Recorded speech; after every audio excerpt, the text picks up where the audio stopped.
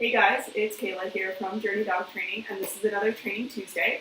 And today we are actually kind of going back a little bit to basics, although this isn't exactly super introductory dog training, and we're going to be talking about the 3 different ways that I will teach dogs to do new things. And these are the 3 main ways that a lot of people use these days, a lot of professional trainers, and they are shaping, luring, and capturing.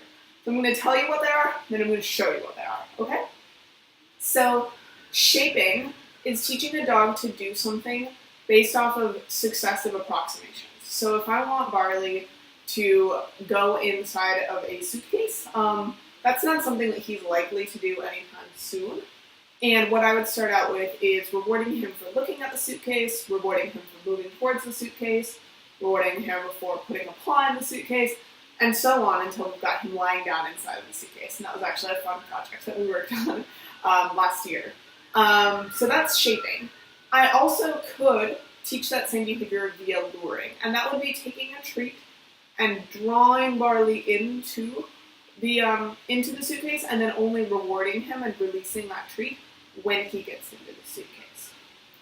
My third option would be capturing, and that would be waiting until Barley chooses to lie inside the suitcase and then rewarding him if he does that. And that method would probably work great if you're trying to teach a cat to lie inside of a suitcase. Or some dogs, if you've got a comfy suitcase and there's nowhere else for him to lay, you might be able to teach him to lie in a suitcase using that method as well. Barley and I chose to shape that behavior. I really enjoy shaping behaviors because it's a lot more fun, I think. And one of the downsides of luring, which is using the treat to get the dog to do what you want, is it can be hard to fade out that lure, and that's how you end up with dogs who only listen when you have a lure in your hand, right? So I personally prefer shaping. There is no scientific evidence, as far as I know, that says that one method is better than the other, as far as your dog is going to learn it faster, they're going to learn it better, or anything like that. A lot of trainers make claims that they like shaping because it helps the dog think creatively and helps challenge the dog mentally. And I personally feel like that's true, but there is no evidence to support that as far as anyone who's researched that. I don't even know how you define creativity in a dog. Anyway. And regardless, you guys probably only care about getting your dog to do something. So I think that for most people, luring or capturing is going to be a little bit easier. Again, the tricky thing with luring is we need to figure out how to fade out that treat so that your dog will listen when you don't have a treat, right? So Barley and I are going to demonstrate each of these things now, and I will kind of walk you guys through what we're doing, and then you guys can go out and try it, see what works best for you guys. And the thing I will talk about a little bit with luring, about how to fade out those lures so that you can get a good behavior without having to have treats in your hands at all times. Okay, so I'm going to move over a little bit here, so that hopefully Barley can get in the screen. I have my handy dandy treat pouch here. I have a clicker as well. I like a clicker because it helps me be really precise. I was just reading a study that found that clickers and marker words were not more effective than just food rewards for teaching animals behaviors, but I personally really like the clicker, and there were some problems with that study. It doesn't really matter right now. I use a clicker. I recommend using a clicker. I find it easier. So Barley, I'm going to start out with shaping him, and I'm going to shape him to put his front paws up on this box. Okay? So, right here. Barley is pretty savvy at shaping, so don't be surprised if he gets this faster than you think your dog would.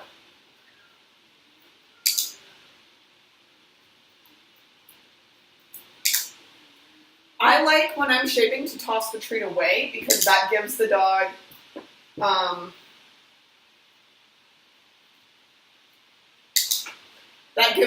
the chance to come back and do another rep, okay?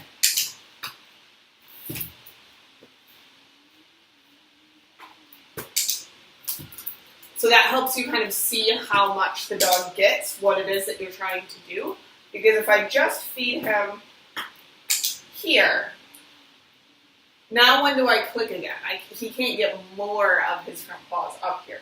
So I toss the treat so that I can click for another repetition, and also so that I can see how much he gets it. Because if he you know, right now he's not, that took him a little while to do it again.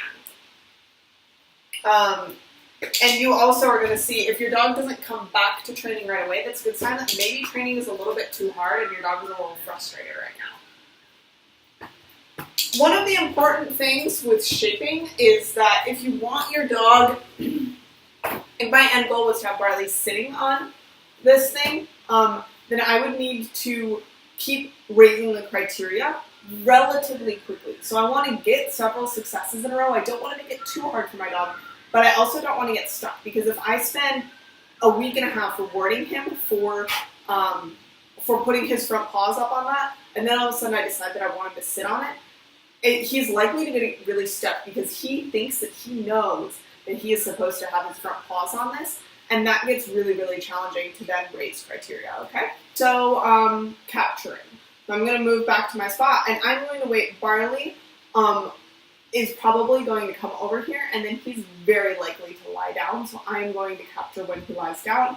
He did just lie down when I said those words, so I'm going to have to toss a treat to get him up, and hopefully I can get him in the screen. And the thing with capturing is it takes time, and capturing is only really effective if your dog is likely to do that behavior again. Otherwise, you're going to have to use some shaping and maybe some luring as well, because if my goal was to have Barley open the front door, which I don't want him to learn how to do, I wouldn't be able to capture that behavior because I could sit here for hours, days, weeks, years, and he's not going to open that door. So I could shape him to do similar things. I could shape him to do the behavior. I could probably even lure him to do the behavior. But capturing is not effective for certain complex behaviors, okay? So for things like sit, lie down, all that sort of stuff, totally possible. All right, so I'm going to toss a treat to get Barley in here. Again, my goal is to get him to lie down. I'm just not going to say that word because even if I say it in passing, he's too smart for me and he will do it. So I'm just tossing treats to get him in screen. And now we wait. And he'll end down, okay? So there's other behaviors, like, for example, the one that we're working on right now, which I will not say, where shaping would work super well because it's hard to do a successive approximation of him doing the target behavior that I'm not going to say, right? But but capturing will work really well because he is likely to complete the behavior in one go. The reason shaping would work is because there's not a whole lot in between standing and doing the behavior that I'm not going to say that he's likely to do. So one of the things that I've found is really effective for capturing is Kathy Sadeo's Smart times 50 approach, and that requires you to count out 50 different dog treats and waiting until you catch your dog doing something good throughout the day and giving those away. So your goal by the end of the day is to have caught your dog doing 50 awesome things and given away all 50 of those treats, okay? So capturing is not super duper effective in a training session like what I'm doing right now, right? I'm just kind of sitting here waiting. It's pretty boring. I would rather be luring or shaping. There have been a couple things where my shaping brain really wants to catch. For example, he lowered his head really nicely earlier. If I was trying to shape him into a DOWN, I actually would have captured that, even though I know I just said that DOWN is not a great candidate for shaping. There are successful approximations that we could be getting. It's painful for me to watch him.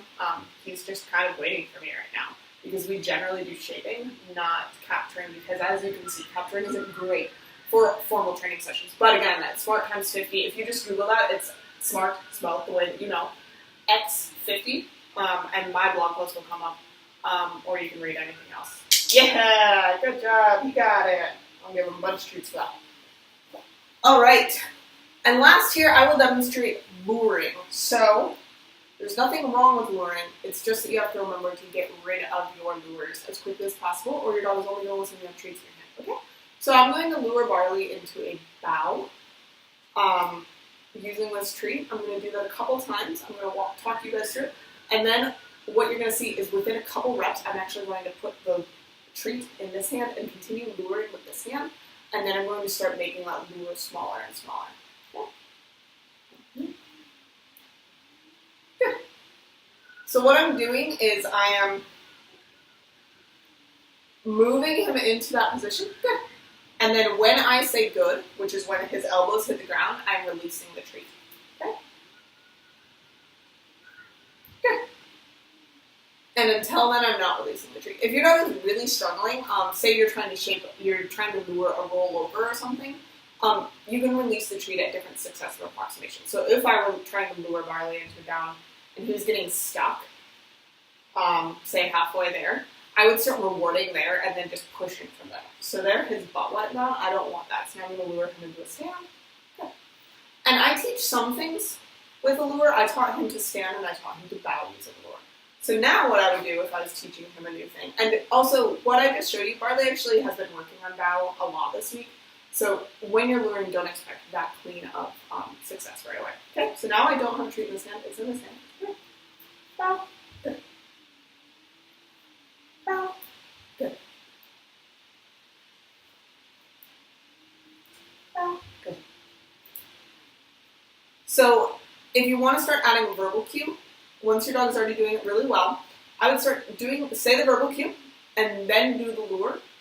And over time, your dog is going to learn that the lure is irrelevant because it always comes after the verbal cue. So what that would look like is bow, good. Bow, good. So as you can see, I'm saying the word bow, and then I'm luring a beat later. And over time, what I'm trying to do is make that lure smaller and smaller. Another important thing to keep in mind, and this ties into our Can You Listen When game, is that when I was first teaching Barley to bow on cue, I was always doing that while sitting down because it's most comfortable for me to lure him into a bow while I'm sitting, right? So I have been starting to practice sitting on more and more elevated surfaces. There's stools, the couch, etc., and even getting up to standing. And I had to work up to that. Barley is doing a great job with bow when I'm sitting on the ground. If I'm standing over him right now, he still needs a little bit of help, and that's where I'll say bow, I'll wait a second. If he doesn't do it, then I'm luring him into it, and then I'm rewarding him out of the other hand. So he's not only doing it because I have the treat, okay? So those are our 3 main methods of teaching our dog something new. I would love to see you guys trying some of these things. See if you can lure your dog into a bow and shape your dog onto a box and capture your dog lying down, and let me know how you're getting stuck. Send me a video, comment below with a link to your video, and I'll help you guys out. This has been a Training Tuesday. Again, as always, be sure to check out all of our different online course offerings. We are teaching some courses on separation anxiety and dogs who are aggressive towards kids right now. We also have an ebook on impulse control and dogs who are overly excited when breeding, aka dogs that bark and jump at people. And we do private stuff as well. So we will see you around, and it's been good.